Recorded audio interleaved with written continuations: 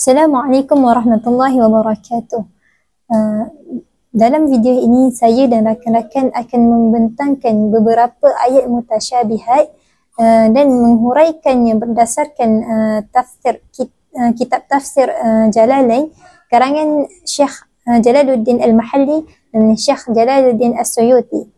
Jadi ayat yang pertama yang akan kami bincangkan adalah daripada surah Al-Fath ayat yang ke-10 yang berbunyi innal ladhina yubayyi'unaka innama yubayyi'una Allah yadullahu fawqa aydihim faman nakatha fa innama yanqusu ala nafsihi wa man awfa bima 'ahada 'alayhi Allah fasayu'tihi ajran 'azima. Maka ayat yang pertama, innal ladhina yubayyi'unaka, sesungguhnya orang-orang yang telah berjanji setia kepada kamu, iaitu kamu di sini adalah merujuk kepada Nabi Muhammad sallallahu alaihi wasallam, dan syarahnya di sini adalah bai'atur ridwan, janji, iaitu janji bai'ah ridwan bil Hudaybiyah, di Hudaybiyah, yang seperti mana kita semua arif tentang kisah bagaimana Rasulullah sallallahu alaihi wasallam telah bermimpi masuk ke Mekah dan menunaikan umrah. Maka daripada mimpi tersebut Rasulullah bersama dengan 1,500 orang Islam daripada kaum Muhajirin dan Ansar telah bermusafir daripada Madinah ke Mekah untuk menunaikan umrah, tetapi ditahan oleh kaum Quraisy di Hudaybiyah. Dan maka Rasulullah SAW mengutuskan Sayyidina Uthman bin Affan sebagai perutusan untuk menjelaskan kepada kaum Quraisy tentang kedatangan baginda berserta dengan orang Islam ke Baitullahil Haram adalah untuk menunaikan umrah dan bukanlah bertujuan untuk berperang. Akan tetapi Sayyidina Uthman telah ditawan oleh orang Quraisy, maka berita ini telah tersebar. Lalu Rasulullah SAW telah memanggil orang-orang Islam untuk berbai'ah, iaitu berjanji untuk berperang di bawah pokok di Hudaybiyah, supaya mereka ini kaum muslim tak lari apabila berlakunya peperangan. Maka sebab itu dah dinamakan bai'atur ridwan.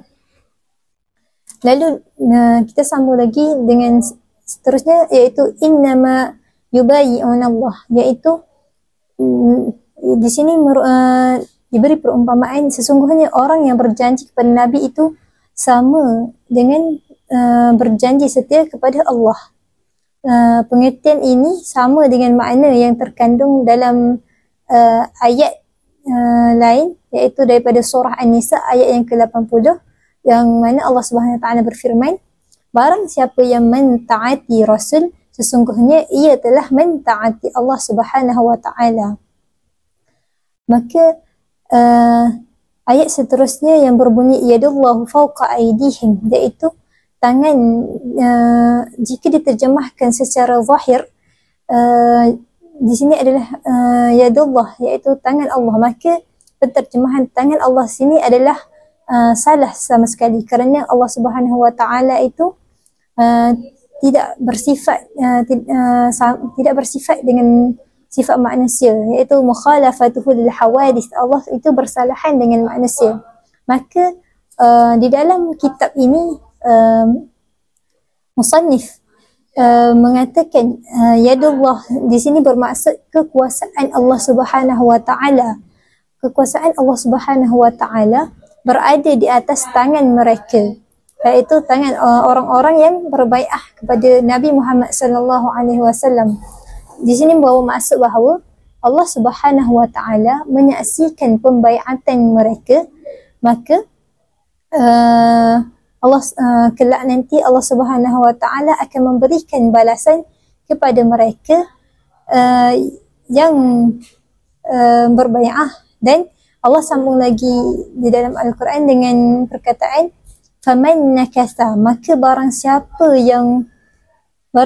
yang melanggar janjinya,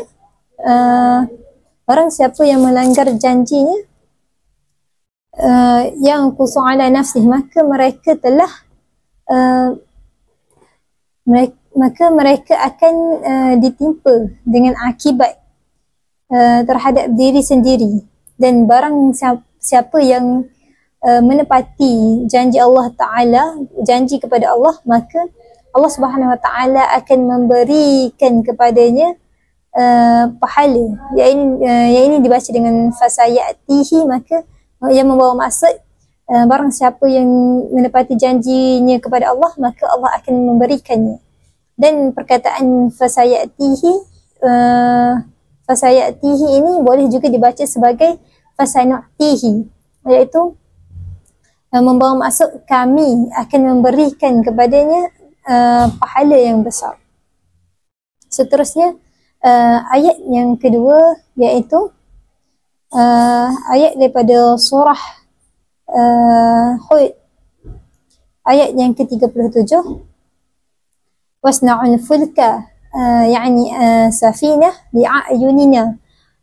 Ayat panjang ni berbunyi wasna'ul fulka bi'ayunina wa wahyina wa la tukhatibni fil ladina zalamu fala tukhatibni fil ladina zalamu.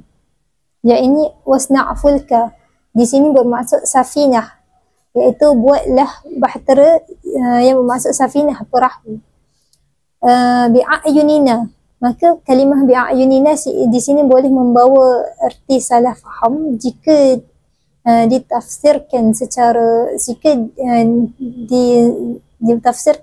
zahir. Maka bi'ayunina di dalam kitab ini musannif mengatakan bi'ayunina di sini bukanlah mata Allah, akan tetapi bi'ayunina di sini membawa maksud pengawasan dan pemeliharaan, yakni bimar'ai minna wa hifdhuna, pemeliharaan dan pengawasan Allah Subhanahu Wa Ta'ala, wa wahyina, dan juga petunjuk wahyu kami, iaitu amruna, yakni perintah-perintah kami. Wala tukhatibni fil ladina zalamu, dan janganlah kamu bicarakan dengan aku tentang orang-orang yang zalim itu, iaitu kafaru bitarkil ahlakihim, iaitu orang-orang yang kafir itu, dan biarkanlah mereka binasa. Dan sambung lagi ayat tersebut adalah innahum mughraqun, sesungguhnya mereka itu orang kafir dalam mereka itu akan ditenggelamkan. Ayat yang seterusnya ialah surah Ar-Ra'd ayat 2. A'udzu billahi minasyaitonir rajim. Bismillahirrahmanirrahim. Allahul ladzi rafa'as samawati bighairi 'amadin tarawnaha thumma istawa 'alal 'arsy wa sakhkhara asy-syamsa wal qamara kullun yajri li ajalin musamma yudabbirul amra yufassilul ayati la'allakum biliqa'i rabbikum tuqinun. Sadaqallahul azim. Lafaz Allahul ladzi rafa'as samawati bighairi 'amadin tarawnaha menjelaskan bahawa Allah Subhanahu Wa Ta'ala memulakan ayat ini dengan menyatakan bahawa dialah yang meninggikan langit tanpa sebarang tiang sebagaimana yang dapat dilihat oleh manusia. Menurut tafsir Jalalain, lafaz amad merupakan bentuk jamak kepada imad yang bermaksud tiang atau penyangga. Penjelasan ini membawa maksud bahawa langit terbina tanpa tiang yang kelihatan oleh panca indera manusia. Sama ada langit itu benar-benar tidak mempunyai tiang langsung atau mempunyai penyangga yang tidak dapat dilihat. Kedua-duanya menunjukkan keagungan dan kekuasaan Allah SWT. Keadaan ini jelas berbeza dengan binaan manusia yang memerlukan sokongan fizikal, sekaligus menegaskan bahawa penciptaan langit berlaku dengan kehendak dan kekuasaan Allah semata-mata tanpa memerlukan bantuan atau sokongan makhluk. Seterusnya, lafaz summa stawa 'alal 'arsy. Allah berfirman bahawa dia bersemayam di atas arasy. Lafaz istawa 'alal 'arsy menurut tafsir Jalalain ditafsirkan sebagai tanda kekuasaan dan pemerintahan Allah ke atas seluruh makhluk. Ia tidak boleh difahami secara zahir sebagai duduk, bertempat atau menyerupai makhluk, kerana Allah Maha Suci daripada sifat-sifat tersebut. Hakikat sebenar istawa ini tidak dapat dicapai oleh akal manusia dan oleh itu termasuk dalam ayat mutasyabihat. Hendaklah memahami maknanya secara layak dengan keagungan Allah atau menyerahkan hakikatnya kepada Allah tanpa menyerupakannya dengan makhluk. Wasakhara syamsa wal qamar. Ayat ini kemudian menyebut bahawa Allah menyudukkan matahari dan bulan. Menurut tafsir Jalalain, pendudukan ini bermaksud bahawa kedua-duanya bergerak di bawah pemerintah dan ketetapan Allah, bukan dengan kehendak sendiri. Matahari dan bulan masing-masing beredar pada garis edaran yang telah ditentukan tanpa bercanggah atau tersasar daripada aturan tersebut. Hal ini menunjukkan keteraturan dan keseimbangan alam ciptaan Allah yang tidak mungkin berlaku secara kebetulan atau tanpa pengatur yang maha berkuasa. Lafaz kullun yajri li ajalin musamma membawa maksud Allah seterusnya menjelaskan bahawa setiap satu daripada matahari dan bulan itu bergerak sehingga waktu yang telah ditentukan. Tafsir Jalalain menerangkan bahawa waktu yang dimaksudkan ialah hari kiamat, iaitu saat berakhirnya sistem alam semesta ini. Penegasan ini menunjukkan bahawa alam ini bersifat sementara dan akan berakhir apabila tiba ketetapan Allah. Oleh itu, manusia tidak seharusnya tertipu dengan kelangsungan dunia kerana segala ciptaan mempunyai tempoh dan penghujungnya. Seterusnya, lafaz yudabbirul amr. Ayat ini juga menegaskan bahawa Allah mengatur segala urusan. Menurut tafsir Jalalain, Allah mentadbir, menentukan dan memutuskan semua urusan makhluk sama ada di langit maupun di bumi. Tiada satu pun perkara yang berlaku di luar pengetahuan dan ketetapannya. Penegasan ini menolak sebarang kepercayaan bahawa alam bergerak dengan sendirinya atau ditadbir oleh kuasa selain daripada Allah. Lafaz yufassilul ayati la'allakum biliqa'i rabbikum tuqinun membawa maksud Allah menyatakan bahawa semua tanda kekuasaan ini dijelaskan agar manusia yakin terhadap pertemuan dengan Tuhan mereka. Tafsir Jalalain menjelaskan bahawa tujuan Allah memperlihatkan tanda-tanda kekuasaan ini ialah untuk melahirkan keyakinan yang teguh terhadap hari kebangkitan, hari pembalasan dan pertemuan dengan Allah Subhanahu Wa Taala. Keyakinan ini bukan sekadar pengetahuan tetapi suatu keimanan yang hidup dalam hati dan membentuk amal perbuatan manusia. Assalamualaikum warahmatullahi wabarakatuh. Nama saya Mariam Awatif binti Abdul Aziz. Nombor matrik 081825. Pada hari ini saya akan membentangkan satu ayat mutasyabihat yang saya pilih daripada surah Al-An'am. Saya memilih ayat 103 dan saya juga menggunakan kitab tafsir Jalalain untuk dijadikan sebagai rujukan dalam pembentangan saya pada hari ini. Ayat yang saya pilih iaitu surah Al-An'am ayat 103. Bismillahirrahmanirrahim. La tudrikuhul absar wa huwa yudrikul absar wa huwal latiful khabir. Maksudnya, ia tidak dapat dilihat dan diliputi oleh penglihatan mata, sedang ia dapat melihat dan mengetahui hakikat segala penglihatan mata, dan dialah yang maha halus melayani hamba-hambanya dengan belas kasihan, lagi maha mendalam pengetahuannya. Itulah ayat pilihan saya sebentar tadi. Seperti yang kita tahu, ayat tadi adalah ayat mutasyabihat. Apa itu ayat mutasyabihat? Ayat mutasyabihat ini adalah ayat di dalam Al-Quran di mana kita memerlukan ayat Al-Quran yang lain ataupun hadis untuk kita menerjemahkan makna di sebalik ayat tersebut. Seperti yang kita dengar sebentar tadi, kita dapat lihat bahawa sifat Allah ini berada di luar jangkauan pemikiran akal manusia. Kita tidak dapat bayangkan bagaimanakah cara Allah melihat. Adakah sama dengan makhluk? Tidak mungkin. Tidak akan sang pencipta ingin menyamakan dirinya dengan makhluk yang hina seperti kita ini. Ayat mutasyabihat ini sebenarnya sebagai satu bentuk ujian kepada manusia.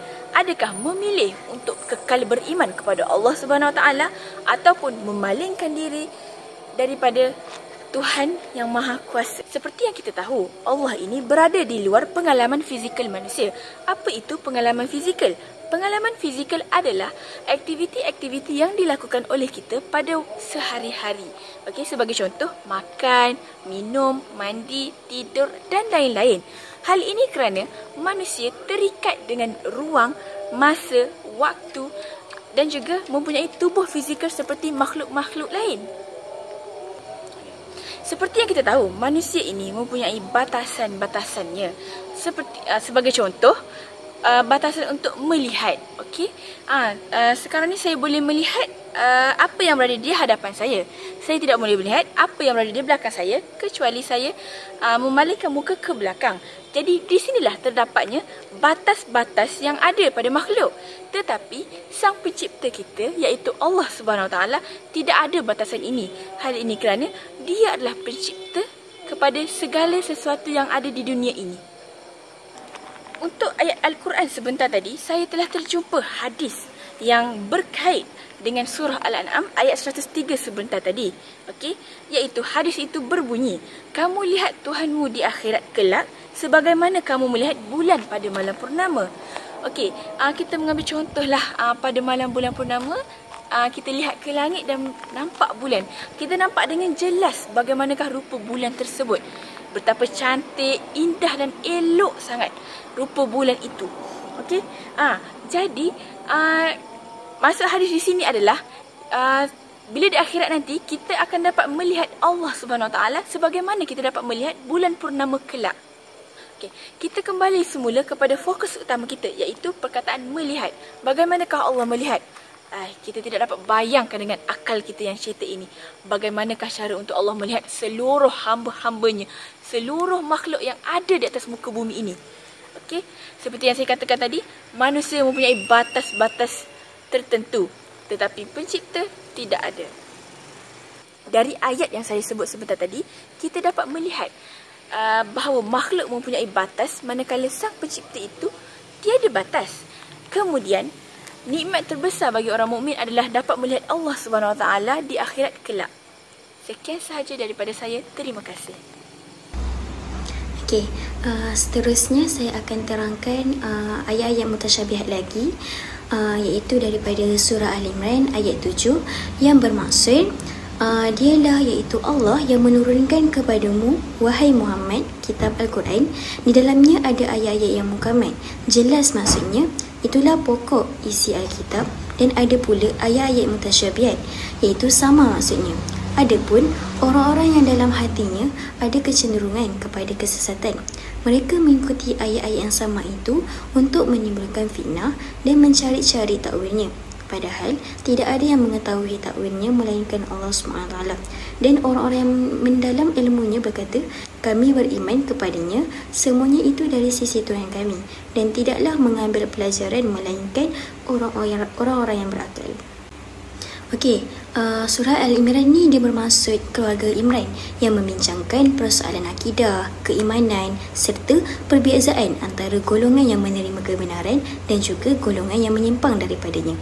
Dalam ayat Al-Quran surah Al-Imran ayat 7 ni, Allah SWT menjelaskan bahawa Al-Quran mengandungi dua jenis ayat, iaitu ayat apa? Ayat muhkamat yang jelas maksudnya dan juga menjadi asas pegangan, serta yang kedua ayat mutasyabihat, iaitu yang memerlukan penelitian dan juga sikap beriman dalam memahaminya.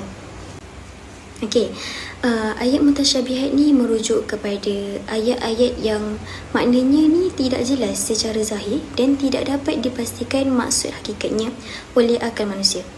Menurut tafsir Jalalain, ayat mutasyabihat termasuk ayat-ayat yang hanya diketahui maknanya oleh Allah SWT, seperti huruf-huruf muqarratat di awal beberapa surah.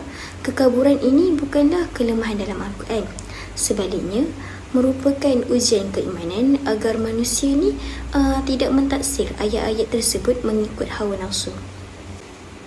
Okey, seterusnya, kenapa surah Al-Imran ayat 7 ni dikaitkan dengan ayat-ayat mutasyabihat? Okey, pertama sekali, ia dikaitkan dengan ayat mutasyabihat kerana ia ni menyentuh persoalan takwil, iaitu menafsirkan ayat-ayat tertentu yang hakikat maknanya hanya diketahui oleh Allah SWT. Ayat ini menjelaskan bahawa golongan yang di dalam hati mereka terdapat kecenderungan kepada kesesatan akal mengikut ayat-ayat mutasyabihat dengan tujuan menimbulkan fitnah dan kekeliruan dalam kalangan orang yang kurang berilmu.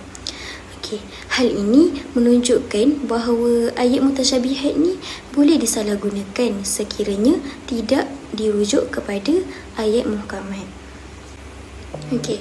Menurut tafsir Jalalain, ayat muhkamat ni ialah ayat yang jelas maksudnya dan menjadi Al-Kitab, iaitu asas utama dalam penetapan hukum dan akidah. Sebaliknya, ayat mutasyabihat ni tidak dapat difahami secara pasti maknanya. Tafsir Jalalain turut menjelaskan bahawa golongan yang menyimpang akan cuba mencari-cari takwil ayat mutasyabihat ni demi kepentingan tertentu. Sedangkan golongan al-rasikun fil ilm bersikap menyerahkan makna sebenar ayat tersebut kepada Allah SWT sambil beriman sepenuhnya bahawa semua ayat Al-Quran datang daripadanya. Kesimpulannya, surah Al-Imran ayat 7 ni melalui penjelasan tafsir Jalalain ni menegaskan bahawa ayat mutasyabihat ni berperanan sebagai ujian keikhlasan iman dan disiplin ilmu dalam memahami Al-Quran. Sikap yang betul terhadap ayat mutasyabihat ialah berpegang teguh kepada ayat muhkamat serta tidak melampaui batas dalam mentafsir perkara yang menjadi rahsia Allah SWT.